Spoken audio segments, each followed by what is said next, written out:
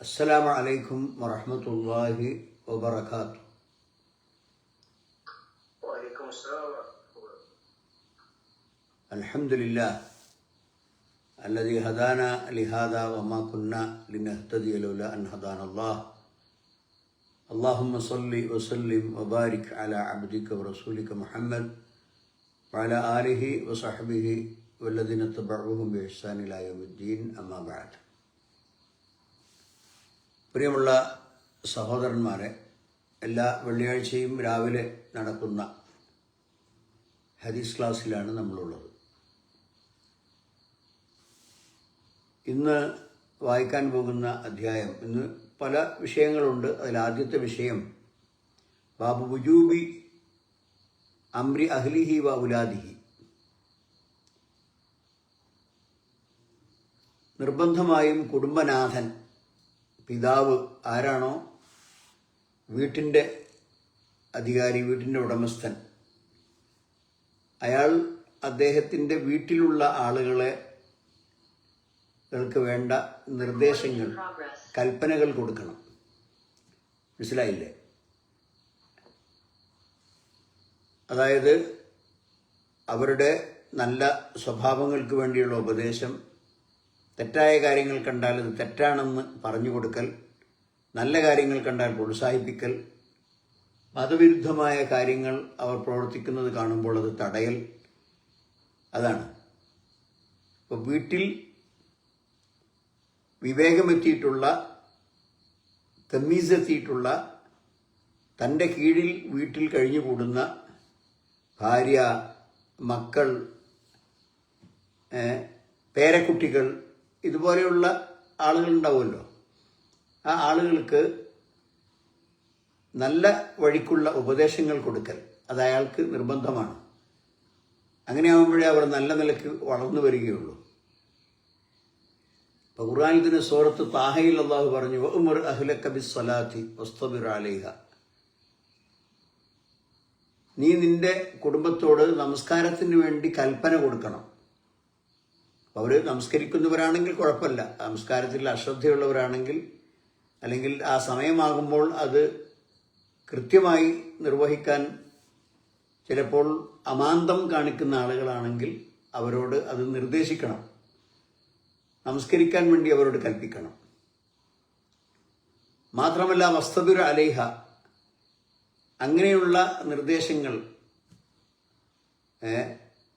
ആ നമസ്കാരം അത് പതിവായി കൊണ്ടുപോകണം. മാത്രമല്ല അത് നിന്റെ ജീവിതത്തിൽ പതിവാക്കണം.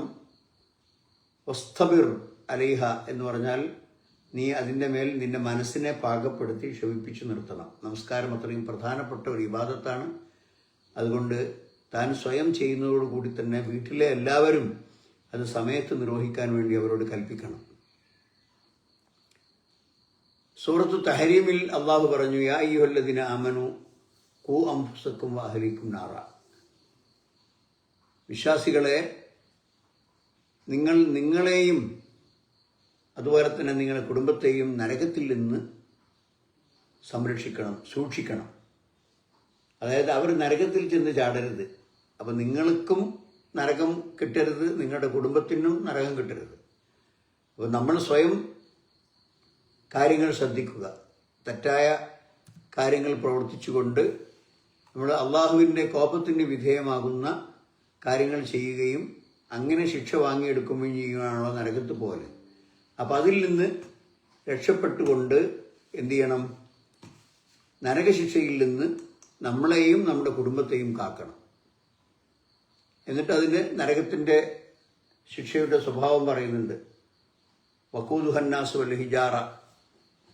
ആ നരകത്തിൻ്റെ വിറക്, അവിടെ കത്തിക്കുന്ന സാധനം, നമ്മൾ സാധാരണ ഇവിടെ കത്തിക്കുന്ന വിറക്, പെട്രോൾ, ഇതൊന്നുമല്ല. മനുഷ്യരും കല്ലുകളുമാണ്. നല്ല കല്ലുകൾ ചൂടായാൽ അത് കഠിനമായ ചൂടാണ്, പെട്ടെന്ന് ആറി തണുക്കുകയില്ല.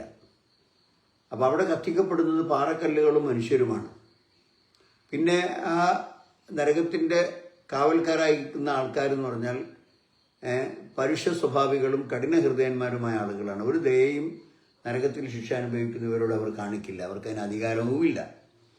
അതുകൊണ്ട് തന്നെ ആ നരകത്തിൽ നിന്ന് നിങ്ങളെയും നിങ്ങളുടെ കുടുംബ അംഗങ്ങളെയും അതിൽ നിന്ന് നിങ്ങൾ കാക്കണം, നിങ്ങൾ സൂക്ഷിക്കണം, അവരെ ഉപദേശിച്ച് നന്നാക്കണം. ഇതാണ് നമ്മുടെ വിഷയം. അതിൽ ആദ്യത്തെ ഹദീസ് അബൂ ഹുറൈറ റളിയല്ലാഹു അൻഹു ഉദ്ധരിക്കുന്ന ഹദീസാണ്.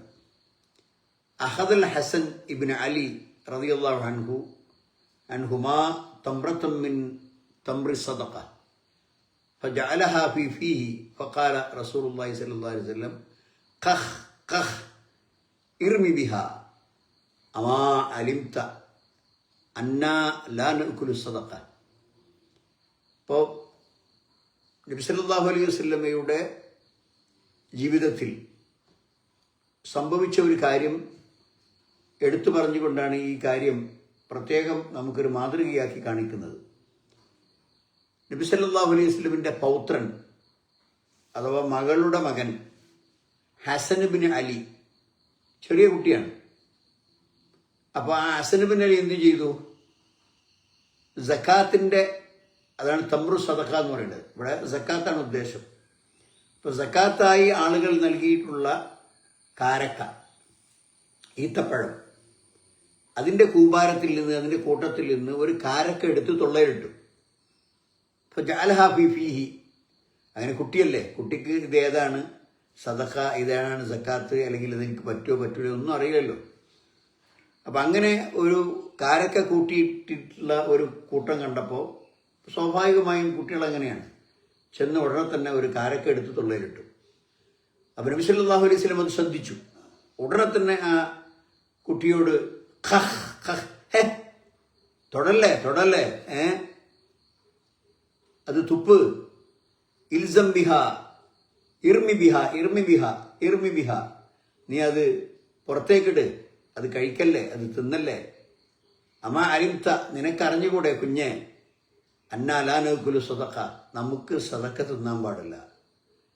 അഹ്ലു ബൈത്ത് അഥവാ നബി സല്ലല്ലാഹു അലൈഹി വസല്ലമയുടെ കുടുംബം വളരെ മാന്യമായ കുടുംബമാണ്. പിന്നെ അഷ്റഫുന്നാസാണ്. ഈ അഷ്റാഫുന്നാസിൽപ്പെട്ട വളരെ മാന്യമായ സ്ഥാനത്തും പദവിയിലുമുള്ള ആളുകൾ.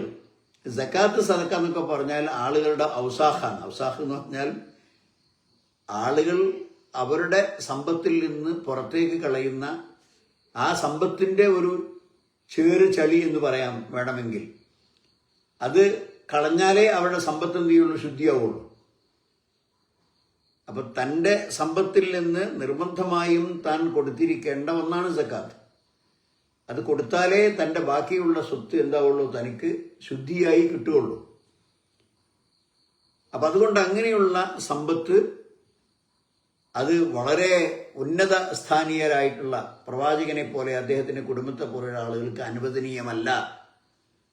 അതുകൊണ്ട് അത് തിന്നാൻ പാടില്ല എന്ന് ഇസ്ലാം അവരെ വിലക്കിയിട്ടുണ്ട്. അങ്ങനെ അവർക്ക് തിന്നാൻ പാടില്ലാത്ത ഒരു ഭക്ഷണത്തിൽ നിന്ന് അല്ലെങ്കിൽ കാരക്കയിൽ നിന്ന് ആ കുട്ടി എടുത്ത് കുട്ടിത്വം കൊണ്ട്, കുട്ടിക്കത് അറിഞ്ഞുകൂടാ, എടുത്ത് തൊള്ളയിലിട്ടപ്പോൾ നബി പെട്ടെന്ന് അതിൽ ഇടപെട്ടു പറഞ്ഞു, തുപ്പ് തുപ്പ്, അത് നിനക്ക് പാടില്ലാത്തതാണ്, നമുക്ക് പാടില്ല, അങ്ങനെ സദക്കയിൽ നിന്ന് നമ്മൾ എടുത്ത് തിന്നാൻ പാടില്ല, നമുക്ക് ആ മുതൽ അനുവദനീയമല്ല എന്ന് ആ കുട്ടിയെ നബി സല്ലല്ലാഹു അലൈഹി വസല്ലം പറഞ്ഞ് മനസ്സിലാക്കി കൊടുത്തു. ഇത് നമ്മുടെ വിഷയവുമായിട്ട് നല്ല ബന്ധമുണ്ട്. ഇപ്പോൾ കുട്ടി ചെറുതാണ്, അപ്പോൾ നമ്മുടെ അടുക്ക് വീട്ടിലൊക്കെ ഉണ്ടാകുന്ന കുട്ടികളെ അവർ ചെയ്യുന്ന കാര്യങ്ങളെ നമ്മൾ നിരീക്ഷിച്ച് നല്ല കാര്യങ്ങളാണെങ്കിൽ പ്രോത്സാഹിപ്പിക്കുകയും തെറ്റായ കാര്യങ്ങളാണെങ്കിൽ അവരെ വിലക്കുകയും ചെയ്യണം എന്ന് ഈ ഹദീസിൽ നിന്ന് നമുക്ക് മനസ്സിലായി. അപ്പോൾ അടുത്ത ഹദീസ് അൻ അബി ഹഫ്സ് ഉമർ ബിൻ അബി സലമ അബ്ദുല്ലാഹിബിൻ അബ്ദുൽ അസദ് റബീബ് റസൂലുള്ളാഹി സ്വല്ലല്ലാഹു അലൈഹി വസല്ലം. ഉമർ ബിൻ അബി സലമ എന്ന് പറയുന്ന സഹാബി, ഈ അബൂ സലമ മരണപ്പെട്ടതിന് ശേഷം അബൂ സലമയുടെ ഭാര്യ ഉമ്മു സലമയെ നബി സല്ലല്ലാഹു അലൈഹി വസല്ലം വിവാഹം ചെയ്തു. അപ്പോൾ നേരത്തെ അബൂ സലമക്ക് ഉമ്മു സലമയിൽ ജനിച്ച ഒരു കുട്ടിയാണ് ഉമർ. അപ്പോൾ കുട്ടി വളരെ ചെറുതായതുകൊണ്ടും ഉമ്മു സലമ നബി സല്ലല്ലാഹു അലൈഹി വസല്ലമിന്റെ ഭാര്യയായി മാറിയ കാരണത്താലും ഉമ്മു സലമയുടെ കൂടെയാണ് ഈ ചെറിയ കുട്ടിയുള്ളത്. അപ്പം ആ കുട്ടി വളരുന്നത് ഉമ്മു സലമയുടെ വീട്ടിലാണ്. ഉമ്മു സലമ എന്ന് പറഞ്ഞാൽ ബൈത്തുർ റസൂൽ, റസൂൽ സല്ലല്ലാഹു അലൈഹി വസല്ലമിൻ്റെ ഹുജറാത്ത് വീട്ടിലാണ് ഉമ്മു സലമ ഉള്ളത്. അപ്പോൾ ഉമ്മു സലമൻ്റെ കൂടെയാണ് ഉമ്മു സലമൻ്റെ കുട്ടി. കുട്ടിൻ്റെ പേരെന്താണ്? ഉമർ. അപ്പോൾ ആ ഉമർ പറയാണ്, അദ്ദേഹമാണ് ഹദീസ് ഉദ്ധരിക്കുന്നത്. അപ്പോൾ നബി സല്ലല്ലാഹു അലൈഹി വസല്ലം വീട്ടിൽ വരും. ഭാര്യ ഉമ്മു സലമ റളിയല്ലാഹു അൻഹ അദ്ദേഹത്തിന് ഭക്ഷണം കൊണ്ടുപോയി കൊടുക്കും. അപ്പോൾ ഭക്ഷണം കൊടുക്കുമ്പോൾ ഈ കുട്ടിയും കൂടെ ഉണ്ടാവും. നബിൻ്റെ കൂടെ ഭക്ഷണം കഴിക്കാൻ ആ സദസ്സിൽ, ആ ഇരിപ്പിടത്തിൽ ആരുണ്ടാവും? ഈ കുട്ടിയുണ്ടാവും. അങ്ങനെ ഞാൻ കുട്ടിയായിരിക്കെ, കുറച്ച് വലുതായപ്പോഴാണ് ഇദ്ദേഹം ഈ ഹദീസ് പറയുന്നത്. ഞാൻ കുട്ടിയായിരിക്കെ കുൻതു ഗുലാമൻ ഫി ഹിജ്രി റസൂലുള്ളാഹി സ്വല്ലല്ലാഹു അലൈഹി വസല്ലം, നബി സല്ലല്ലാഹു അലൈഹി വസല്ലമയുടെ മടിയിൽ, അഥവാ നബിയുടെ സംരക്ഷണത്തിൽ, നബിയുടെ തെർബിയത്തിൽ ഞാൻ കുട്ടിയായി കഴിഞ്ഞിരുന്ന കാലം നബിയോടൊപ്പം ഞാൻ ആഹാരത്തിനിരുന്നു. ചുരുക്കത്തിൽ വക്കാനത്ത് യദി തതീഷു ഫിസ് സഹ്ഫ, അപ്പോൾ ഭക്ഷണത്തളികയിൽ എൻ്റെ കൈ എല്ലായിടത്തും ഇങ്ങനെ പോകും. ആ കാണുന്നതും ഏന്തിയെടുക്കും, ഈ കാണുന്നതും ഏന്തിയെടുക്കും, അപ്പുറത്തുള്ള ആളുകൾ ഇരിക്കുന്നതിൻ്റെ മുമ്പിലുള്ളതിലും ഏന്തിയെടുക്കും. ഇങ്ങനെ അങ്ങോട്ടും ഇങ്ങോട്ടുമൊക്കെ ഇങ്ങനെ ഭക്ഷണത്തളികയിൽ ഒന്നായിട്ട്, കുറച്ച് ആളുകളൊക്കെ ഇങ്ങനെ ഒന്നായിട്ട് ഭക്ഷണത്തിൻ്റെ ചുറ്റും ഇരിക്കുമ്പോൾ കുട്ടിയാണെങ്കിലും ആ കുട്ടി ഭക്ഷണത്തളികയുടെ എല്ലാ ഭാഗത്തും കൈയേന്തിക്കൊണ്ട് ആഹാരമെടുക്കുമ്പം അതൊരു അപമര്യാദയാണ്. അതുകൊണ്ട് എൻ്റെ കൈ ഇങ്ങനെ ഭക്ഷണത്തളികയുടെ എല്ലാ ഭാഗത്തും ഇങ്ങനെ നടക്കുന്ന അവസരത്തിൽ നബി സല്ലല്ലാഹു അലൈഹി വസല്ലം പറഞ്ഞു, ഫഖാല ലി റസൂലുള്ളാഹി സ്വല്ലല്ലാഹു അലൈഹി വസല്ലം യാ ഗുലാം. അപ്പം തന്നെ ആ കുട്ടിക്ക് ഉപദേശം കൊടുത്തു, കുട്ടി സമ്മില്ലാഹ തആല, ഭക്ഷണം കഴിക്കുന്നതിന് മുമ്പ് സമ്മില്ലാഹ തആല, ബിസ്മില്ലാ എന്ന് പറയണം. അപ്പം ബിസ്മി ചെല്ലാതെ കഴിക്കരുത്. അതാണ് ഒരദബ്. ആ കുട്ടിയെ നബി സല്ലല്ലാഹു അലൈഹി വസല്ലം പഠിപ്പിച്ച ഒരദബ്. അപ്പോൾ നമ്മുടെ വിഷയം അതല്ലേ, കുട്ടിയെ പഠിപ്പിക്കണം. നമ്മളെ വീട്ടിലുള്ള കുട്ടികൾക്ക് നല്ല കാര്യങ്ങൾ പറഞ്ഞു കൊടുക്കണം. അപ്പം നീ ബിസ്മി ചൊല്ലണം. രണ്ടാമത് നബി ആ കുട്ടിയോട്, ഉമർ ബിൻ അബി സലമയോട് പറഞ്ഞു കൊടുത്തത്, വകുൽ ബി യമീനിക, നിന്റെ വലത്തേ കൈകൊണ്ട് ആഹാരം കഴിക്കണം. ഭക്ഷണം കഴിക്കുന്നത് വലത്തേ കൈകൊണ്ട്, അതാണ് രണ്ടാമത്തെ അദബ്. വകുൽ മിമ്മ യലീക, നീ ഭക്ഷണത്തളികയുടെ മുമ്പിൽ ഇരിക്കുമ്പോൾ നിന്റെ അടുത്തുള്ള ഭാഗം, അപ്പുറത്തുപുറത്തൊക്കെ വേറെ ആളുകളുണ്ടാവും, പക്ഷെ നിന്റെ അടുത്തുള്ള ഭാഗത്ത് നിന്ന് കഴിക്കണം. കുൽ മിമ്മ യലീഖ്, നിന്നോട് ഏറ്റവും അടുത്തുള്ള വശത്ത് നിന്ന്, ഭാഗത്ത് നിന്ന് നീ ആഹാരം കഴിക്കണം. അങ്ങനെ ആ ഉമർ പറയാണ്, പിന്നെ അന്ന് ഈ ചെറുപ്പത്തിൽ നബി സല്ലല്ലാഹു അലൈഹി വസല്ലമിന്റെ ഈ ശിക്ഷണം, ഈ അദബ് കിട്ടിയ കാരണത്താൽ ഞാൻ എപ്പോൾ ആഹാരം കഴിക്കുമ്പോഴും ഇത് ശ്രദ്ധിക്കും. ഈ മൂന്ന് കാര്യങ്ങൾ. ഒന്നെന്താണ്, ഞാൻ ബിസ്മി ചൊല്ലിയേ കഴിക്കുള്ളൂ. മനസ്സിലായോ? രണ്ടാമത്തത് എന്താണ്, ഞാൻ വലത്തേ കൈകൊണ്ടേ കഴിക്കുള്ളൂ. മൂന്നാമത്തേത് എന്താണ്, ഞാൻ എൻ്റെ അടുത്തുള്ള ആഹാരത്തിൽ നിന്നേ കഴിക്കുള്ളൂ. ഈ ഒരു സമ്പ്രദായം, ഈ ഒരു മര്യാദ, 1, 2, 3 മര്യാദകൾ ഞാൻ എൻ്റെ പിന്നീടുള്ള എല്ലാ ആഹാരക്രമത്തിലും ഞാൻ പാലിച്ചു എന്നാണ് അദ്ദേഹം പറയുന്നത്. അപ്പോൾ സഹോദരന്മാരെ, 3 അദബുകളാണ് ഉമർ ഇബ്നു അബി സലമക്ക് നബി സല്ലല്ലാഹു അലൈഹി വസല്ലം പഠിപ്പിച്ചു കൊടുത്തു. ഒന്ന്, ബിസ്മി ചൊല്ലണം. അത് വളരെ അധികം ശ്രദ്ധ കൊടുത്തെങ്കിലേ നടക്കുള്ളൂ.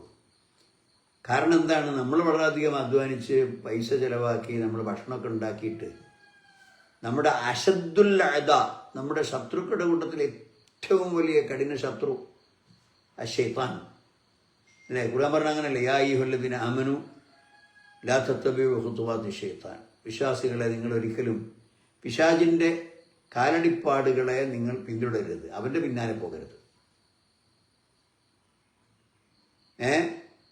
വമൻ യത്തബിഉ ഖുതുവാതി ശൈത്താൻ, ആരെങ്കിലും പിശാചിനെ പിന്തുടരുന്നുവെങ്കിൽ ഫഇന്നഹു യഅ്മുറു ബിൽ ഫഹ്ശാഇ വൽ മുൻകർ, വളരെ മ്ലേച്ഛവും നിഷിദ്ധവുമായ കാര്യങ്ങളാണ് ആ പിശാച് അവനെ പിന്തുടരുന്നവരെ പഠിപ്പിക്കുക. എന്നിട്ട് നബി അള്ളാഹു സുബ്ഹാനഹു വ തആല പറയുന്നതാണ് വമൻ യത്തബി ഖുതുവാത്തി ശൈത്വാനി ഫഇന്നഹു യഅ്മുറു ബിൽ ഫഹ്ശാഇൽ മുൻകർ.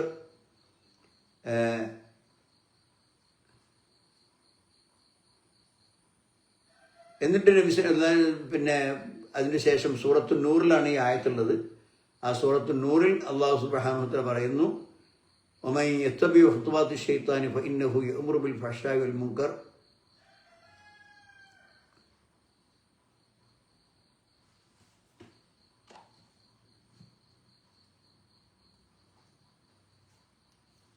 സൂറത്തു നൂറിന്റെ 21-ാമത്തെ ആയത്ത്. അപ്പം നീചവും നിഷിദ്ധവുമായ കാര്യങ്ങൾ കൽപ്പിക്കുന്ന പിശാചിന്റെ കാൽപ്പാടുകളെ നിങ്ങൾ പിൻപറ്റരുത്, അഥവാ ആ പിശാചിന് ഭക്ഷണം കൊടുക്കരുത്.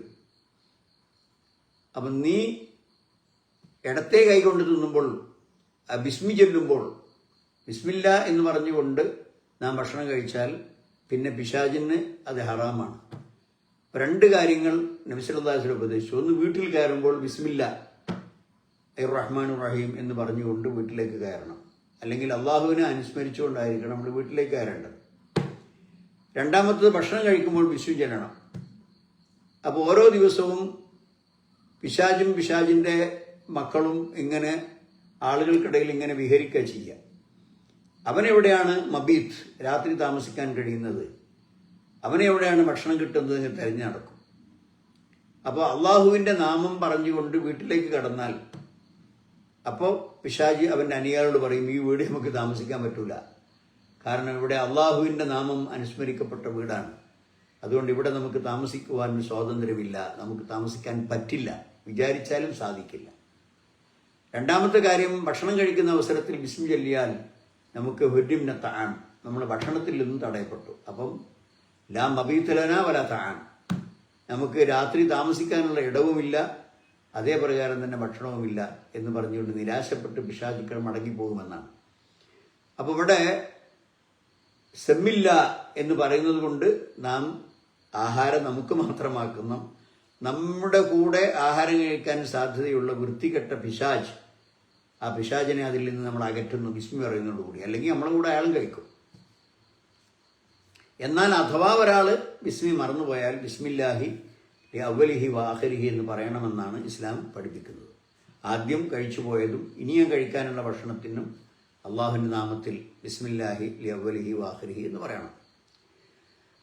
അപ്പോൾ ഏതായാലും ആ ബിസ്മി പറയുന്നത് ബിസ്മില്ല എന്ന് പറഞ്ഞാൽ മതിയോ, ബിസ്മില്ലാഹി റഹ്മാൻ റഹീം എന്ന് പൂർണ്ണമായും പറയണോ എന്ന് സംശയം ഉണ്ടാവും. സാധാരണ നിനക്ക് പറയേണ്ടത് ബിസ്മില്ല എന്നാണ്. എന്നാൽ ബിസ്മില്ലാഹി റഹ്മാൻ റഹീം എന്ന് ഒരാൾ പറഞ്ഞാൽ ഒരു കുഴപ്പമില്ല, യാതൊരു പ്രശ്നവും അതിലില്ല. പൂർണ്ണമായിട്ടും പറയാം, ഭാഗികമായിട്ടും പറയാം എന്ന് മനസ്സിലാക്കുക. പിന്നെ വലത്തേ കൈകൊണ്ട് തിന്നൽ. അപ്പോൾ വലത്തേ കൈകൊണ്ട് തിന്നണമെന്ന് പറയുമ്പോൾ ചില ആളുകൾക്കത് എന്താ വെറുതെ ഇങ്ങനെ ആവശ്യമില്ലാത്ത തീവ്രവാദം എന്നൊക്കെ ചില ആളുകൾക്ക് ഇങ്ങനെ തോന്നും. മനസ്സിലായോ? വലത്തേ കൈകൊണ്ട് ഭക്ഷണം കഴിക്കുന്നു. അപ്പം അതുകൊണ്ട് തന്നെ നമ്മൾ വെള്ളത്തിൻ്റെ ഗ്ലാസ്, കുടിക്കുന്ന പാത്രം പിടിച്ചാൽ അതിൽ ഭക്ഷണങ്ങളൊക്കെ അതിൽ പറ്റിപ്പിടിക്കും, അത് വൃത്തികേടാവും. പിന്നെ നമ്മളത് അതിനല്ലേ ഈ കഴുകണത്.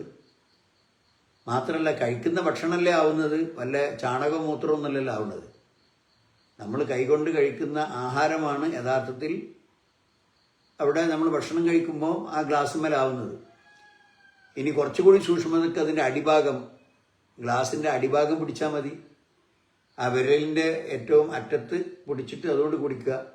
ഒന്നായിട്ട് അതിൻ്റെ ബോഡിയിൽ പിടിക്കാതെ അടിയിൽ പിടിച്ചാൽ നമ്മൾ പറഞ്ഞ കാര്യങ്ങളൊക്കെ കുറേ ഒഴിവാക്കാം. ഇനി അഥവാ ഇമേൽ ഗ്ലാസ്സുമേലായിപ്പോയാൽ തന്നെ എന്തില്ല, ആ ഗ്ലാസ്സിന് അതൊരു വൃത്തികേടല്ല. വൃത്തികേട് നമ്മൾ കഴിക്കുന്ന ആഹാരമാണ് അതിമേലാവുന്നത്. നമ്മളെ പ്ലേറ്റിൽ ഭക്ഷണമായിട്ടില്ലേ, അതേ പ്രകാരം തന്നെ ഗ്ലാസ്സിലും അല്പം ആഹാരത്തിൻ്റെ അവശിഷ്ടങ്ങളായി എന്നുള്ളത് ഈ ഇടത്തെ കൈകൊണ്ട് കുടിക്കാൻ ന്യായമല്ല. നേരെ മറിച്ച് വലത്തെ കൈകൊണ്ടായിരിക്കണം തിന്നേണ്ടത്, വലത്തെ കൈ കൊണ്ടായിരിക്കണം വെള്ളം കുടിക്കേണ്ടത്. മൂന്നാമത്തെ അദബ് എന്താണ്? വൽകുൽ മിമ്മ യലീഖ്. അപ്പോൾ നമ്മളിങ്ങനെ കൂട്ടത്തിൽ കഴിക്കുമ്പോൾ ഒരു ഭക്ഷണത്തളിക നമ്മുടെ മുമ്പിൽ കൊണ്ടുപോയി വെച്ചിട്ടുണ്ട്. അങ്ങനെയാണ് അദബ്. നബി സല്ലല്ലാഹു അലൈഹി വസല്ലം അതുപോലെ സഹാബത്തൊക്കെ കാണിച്ചെന്ന മാതൃക അതാണ്. ഒരു വീട്ടിലൊക്കെ അത് പാലിക്കാവുന്നതാണ്. ഓരോരുത്തരും ഓരോ പ്ലേറ്റിലിട്ട് കഴിക്കുന്നതിന് പകരം ഒരു വലിയ പ്ലേറ്റിൽ ഭക്ഷണവും അതുപോലെ തന്നെ അതിൽ കറി ഒഴിച്ച് എല്ലാവരും ഓരോ ഭാഗത്ത് അവരിയ്ക്കുന്നതിൻ്റെ ഓരോ ഭാഗത്തു നിന്നും കഴിക്കുക. അങ്ങനെ എല്ലാവരും കഴിച്ച് ആ തളിക പൂർത്തിയാക്കുക, അതിൽ ബാക്കി വെക്കാതിരിക്കുക. അങ്ങനെയാണ് ഒരു ഏറ്റവും നല്ല സിസ്റ്റം, സമ്പ്രദായം. എന്നാൽ മറ്റത് തെറ്റാണ്, അത് പാടില്ല എന്നൊന്നും നമുക്ക് പറയാൻ പറ്റില്ല. ഏറ്റവും നല്ല സുന്നത്തിൻ്റെ മാർഗം ഈ ഒന്നിച്ച് കഴിക്കലാണ്. അപ്പോഴേ അവർ തമ്മിൽ എന്തുണ്ടാവുള്ളൂ? കൂടുതൽ ഒത്തൊരുമയും കുടുംബ സ്നേഹവും ഒക്കെ ആളുകൾക്കിടയിൽ ഉണ്ടാവുള്ളൂ. ഏതായാലും ശരി, അത്തരമൊരു സന്ദർഭത്തിൽ നീ അപ്പുറത്തവൻ്റെ ഭാഗത്ത് പോയി ആഹാരം എടുക്കരുത്, അപ്പുറത്തവൻ്റെ ഭാഗത്ത് കൈയിട്ട് എടുക്കരുത്. നേരെ മറിച്ച് നിന്റെ ഭാഗത്ത് നിന്ന് മാത്രം എടുത്ത് കഴിക്കണം. അപ്പോൾ ഇതാണ് മറ്റൊരു കാര്യം.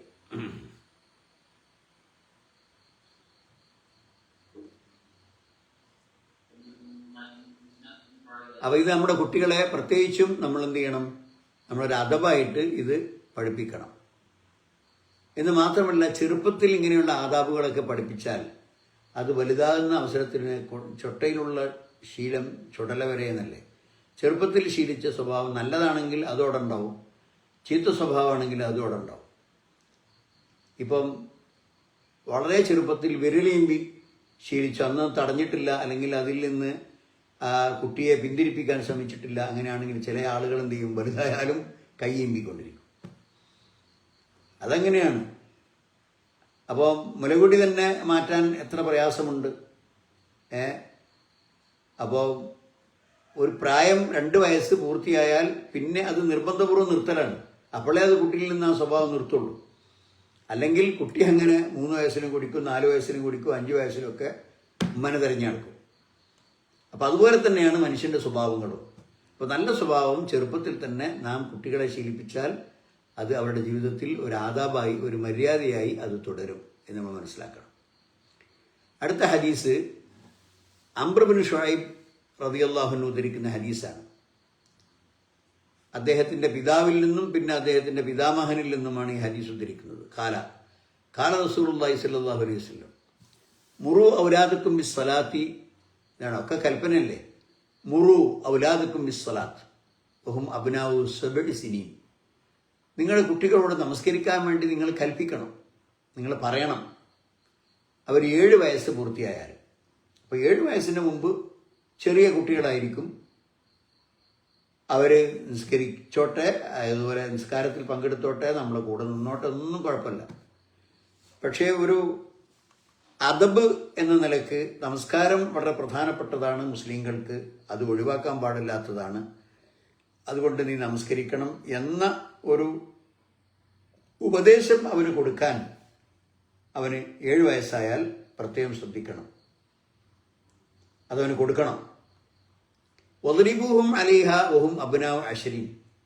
7 വയസ്സ്, 8 വയസ്സ്, 9 വയസ്സുള്ള സമയത്തൊക്കെ അവന് ഉപദേശം മതി.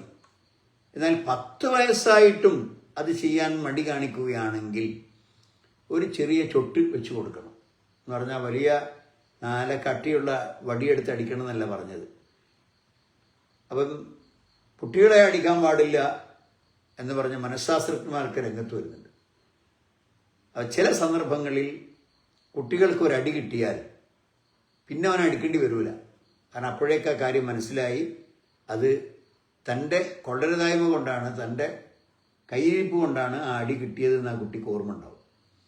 ഇപ്പോൾ പഴയ കാലത്തൊക്കെ സ്കൂളിൽ ഗുരുനാഥന്മാരായ ആളുകളൊക്കെ നമ്മൾ പഠിക്കാതെ വന്നാൽ, സ്കൂളിൽ സമയത്തിന് വരാതെ താമസിച്ചു വന്നാൽ, അനാവശ്യമായ വേർഡ് ഉപയോഗിച്ച് സംസാരം നടത്തിയാൽ, കളവ് പറഞ്ഞതായിട്ട് പിടിക്കപ്പെട്ടാൽ, മറ്റൊരുത്തൻ്റെ സാധനം കട്ടെടുത്താൽ, ഇങ്ങനെയൊക്കെ പിടിക്കപ്പെടുമ്പം ഗുരുനാഥന്മാരുടെ ശ്രദ്ധയിൽപ്പെട്ടാൽ നല്ല അടി കിട്ടും. വടി കൊണ്ട് ചെറിയ പരിക്കൊന്നും പറ്റാത്ത വിധത്തിൽ, വേദനയാകുന്ന വിധത്തിൽ അടി കിട്ടും. അപ്പം അന്ന് ആ അടിച്ചു പഠിപ്പിച്ച കുട്ടികൾ പിന്നീട് എന്താവും? വളരെ നല്ല മര്യാദക്കും അതുപോലെ തന്നെ നല്ല സ്വഭാവത്തിൽ. ഇപ്പോൾ ഭയങ്കരമായ മനുഷ്യാവകാശങ്ങൾ രംഗത്ത് വന്നുപോയി. അതുപോലെ തന്നെ വളരെയധികം അതുകൊണ്ടെന്ന് വെച്ചാൽ കുട്ടികൾക്കൊന്നും വലിയവരെ ബഹുമാനമില്ല, നന്മകളോട് താല്പര്യമില്ല, അവരോടത് പറയാൻ പാടില്ല. അവരെ ഉപദേശിക്കാൻ പാടില്ല, അവരോട് പറയാൻ പാടില്ല. അവൻ തൻ്റെ കൂടെ ഇരിക്കുന്ന സഹപാഠിയെ മൂക്കിനിടിച്ച് ചോര പുറത്തേക്ക് വന്നാലും ആ ചെയ്ത വ്യക്തിയെ ഒന്നും ചെയ്യാൻ പാടില്ല. അപ്പോഴേക്ക് മനുഷ്യാവകാശം വന്നുപോയി. ഇപ്പോൾ സഹോദരന്മാരെ, ഇതൊക്കെ നമ്മൾ ഓരോ കാര്യത്തിലും ഈ നബി സല്ലല്ലാഹു അലൈഹി വസല്ലം പറയുന്നത് എന്താണ്? 10 വയസ്സായി എന്നിട്ടും അവൻ നിസ്കരിക്കാനൊന്നും ശ്രദ്ധയില്ല. നിങ്ങൾ പറഞ്ഞിട്ടും അവൻ കേൾക്കുന്നില്ലെങ്കിൽ ഒരടി വെച്ചു കൊടുക്കണം. ആ അടി അവനെ ശരീരത്തിൽ പരിക്കേൽപ്പിക്കുന്നതോ ശരീരത്തിന് മുറിവുണ്ടാക്കുന്നതോ ഒന്നുമല്ല, അവനൊന്ന് വേദനയാണ്, ഒരു ഓർമ്മ വേണം. അപ്പോൾ എന്താണ്, ഒരടി കിട്ടുമ്പോൾ അവൻ സമയത്തിന് നമസ്കരിച്ചോളൂ. അങ്ങനെ ചെയ്യണമെന്നാണ് പറഞ്ഞത്. ഫർരിഖു ബൈനഹും ഫിൽ മളാജിഇ. ഇത് വളരെ പ്രധാനപ്പെട്ട ഒരു ഉപദേശമാണ്. ഈ രാത്രി കുട്ടികളിൽ നിന്ന് വലുതായി വരുന്ന സമയത്ത് അവരെ ഒരേ പുതപ്പിനുള്ളിൽ ഒരേ വിരിപ്പിൽ കിടത്താൻ പാടില്ല. കാരണം ശൈത്താൻ വലിയ ശൈത്താനാണ്. അതുകൊണ്ട് തന്നെ അനാവശ്യമായ സ്വഭാവങ്ങൾ അവർ ശീലിക്കാതിരിക്കാൻ അവരെ ഒന്നിച്ച് കിടത്തരുത്. എപ്പോഴും വിട്ട് കിടത്തണം. ഇനിയിപ്പോൾ ഒരു റൂം തന്നെ ഉള്ളൂ എങ്കിൽ ആ റൂമിൻ്റെ അപ്പുറവും ഇപ്പുറവും ഒക്കെ ആയിട്ട് പല ഭാഗത്തായിട്ട് കിടത്തണം. ഒരേ കട്ടിലിൽ ഒരേ പായയിൽ ഒരേ പുതപ്പ് പുതക്കാൻ അങ്ങനെ കൊടുത്തുകൊണ്ട് വളർന്ന് വലുതായി വരുമ്പോഴാണ് പറഞ്ഞത്. ചെറിയ കുട്ടികളെല്ലാം കുറിച്ചിട്ടുള്ള പറയണത്. ഒരു 5-6 വയസ്സ്, 5-8 വയസ്സ്, ഒരു 8-10 വയസ്സാകുന്ന അവസരത്തിൽ എന്ത് ചെയ്യണം? ഫർരിഖുഹു ഫിൽ മളാജിഇ. അവരെന്ത് ചെയ്യണം?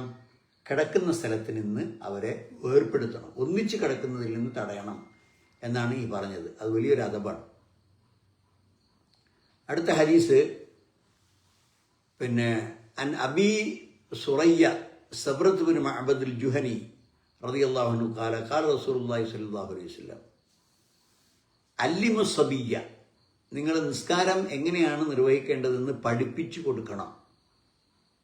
അസ്സലാത്ത, നമസ്കാരം, ലി 7 സിനീൻ. അവന് 7 വയസ്സായി കഴിഞ്ഞാൽ പിന്നെ അതുവരെയും ചിലപ്പോൾ ഉമ്മ നിസ്കരിക്കണോ വാപ്പ നിസ്കരിക്കണോ അവരെ അനുകരിച്ചൊക്കെ നിസ്കരിക്കുന്നുണ്ടാവും. അങ്ങനെയൊക്കെ അവരാണ്ട് പഠിച്ചു പോവും.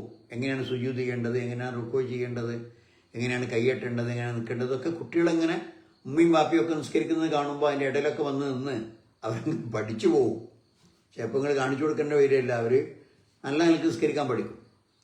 ഇനി അങ്ങനെയല്ല, ഓരിങ്ങനെ കളിച്ച് അവിടെയും ഇവിടെയും നടക്കുകയാണ്. നമ്മൾ നിസ്കാരം ഒന്നും ശ്രദ്ധിക്കുകയോ അത് അതേ പ്രകാരം ശീലിക്കുകയൊന്നും ചെയ്യുന്നില്ലെങ്കിൽ അവരെ നമ്മുടെ കൂടെ കൂട്ടി ഇങ്ങനെയാണോ നമസ്കരിക്കേണ്ടത്, ഇങ്ങനെയാണ് കൈകെട്ടേണ്ടത്, ഇങ്ങനെയാണ് റുക്കൂ ചെയ്യേണ്ടത്, ഇങ്ങനെയാണ് സുജൂദ് ചെയ്യേണ്ടത് എന്നൊക്കെ കുട്ടിനെ പഠിപ്പിച്ചു കൊടുക്കണം. എപ്പോൾ? 7 വയസ്സായാൽ. വദ്രിബുഹും അലൈഹ ഇബ്ന 10 സിനീൻ. അവൻ 10 വയസ്സായാൽ അവൻ നമസ്കരിക്കാൻ താല്പര്യം കാണിക്കുന്നില്ലെങ്കിൽ നിങ്ങൾ അടിക്കണം. നല്ലൊരു സ്വഭാവം ശീലിക്കാനും നമസ്കാരം ഒഴിവാക്കി നടക്കുന്നത് തെറ്റാണെന്ന് അവന് ബോധ്യപ്പെടാനും വേണ്ടിയാണ് ഈ അടിക്കണം എന്ന് പറയുന്നത്. മനസ്സിലായില്ലേ?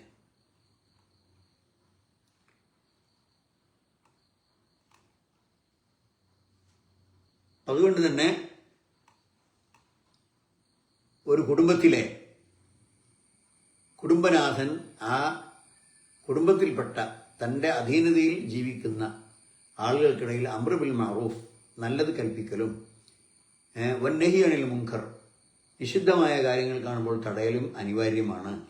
അതവൻ്റെ ബാധ്യതയാണ്. അവരെ നരകത്തിൽ നിന്ന് രക്ഷിക്കണം എന്ന് നേരത്തെ പറഞ്ഞല്ലോ. കൂ അംഫുസക്കും അഹ്ലിക്കും നാറ. അപ്പോൾ വീടുകളിൽ ഇത്തരം മര്യാദകൾ നടക്കുന്നുണ്ടെങ്കിൽ ആ വീട്ടിൽ അച്ചടക്കമുണ്ടാകും, സൽസ്വഭാവങ്ങൾ ശീലിക്കും. അത്തരം കാര്യങ്ങൾ ശ്രദ്ധിച്ചുകൊണ്ട് ഒരു നല്ല കുടുംബ അന്തരീക്ഷം നമ്മുടെ വീട്ടിലുണ്ടാക്കാനും ഒരു ദീനീ ചുറ്റുപാട് നമ്മുടെ വീടുകൾക്ക് ഉണ്ടാവാനും എല്ലാവരും ശ്രദ്ധിക്കുക. അല്ലാഹു സുബ്ഹാനഹു വ തആല അത്തരം സജ്ജനങ്ങളുടെ കൂട്ടത്തിൽ നമ്മളെ ഉൾപ്പെടുത്തി തരുമാറാകട്ടെ. റബ്ബന ആതിന ഫിദ്ദുനിയ ഹസന വഫിൽ ആഖിറതി ഹസനത വഖിനാ അദാബന്നാർ. വആഖിറു ദഅവാന അനിൽ ഹംദുലില്ലാഹി റബ്ബിൽ ആലമീൻ. അല്ലാഹുമ്മ സ്വല്ലി വസല്ലിം വബാരിക് അലാ അബ്ദിക വറസൂലിക മുഹമ്മദ്.